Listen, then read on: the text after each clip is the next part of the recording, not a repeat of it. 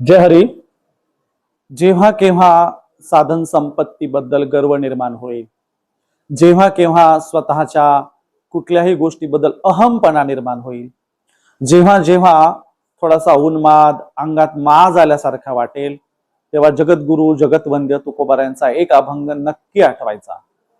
अभंगाची सुरुवात अशी आहे, क्षणोक्षणी हाची करावा विचार, करावया पार भव सिंधू, नाशिवंत देह जाणार सकळ, आयुष्य खातो काळ सावधान.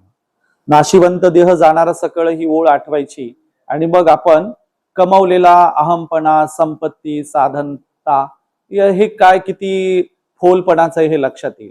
त्यामुळे प्रत्येकाने आपल्या आरशावर एक ओळ नक्की लिहिली पाहिजे. आरशावर ही चिठ्ठी लिहिली पाहिजे. कोणती? नाशिवंत देह जाणार सकळ, आयुष्य खातो काळ सावधान. अरे काय खरंय तुमच्या दीडदमडीच्या त्या साधन संपत्तीचं, अहमपणाचं आणि तुमच्या कमावलेल्या पैशांचं? शेवटी आयुष्य हा काळ आयुष्याला खाणारच आहे. तुमचा देह हा नाशिवंतच आहे. त्यामुळे उन्माद माज काही कामाचा नसतो. माणसाने आपलं आयुष्य चांगलेपणाने जगलं पाहिजे, इतरांच्या मदतीला आलं पाहिजे, इतरांशी आपण प्रेमाने वागलं पाहिजे. हाच संतांच्या सांगण्याचा मतितार्थ होता. तुकोबाराय काय म्हणाले? तुका म्हणे तोची संत सोशी जगाचे आघात. जरा दुसऱ्यांसाठी जगून बघूया. धन्यवाद.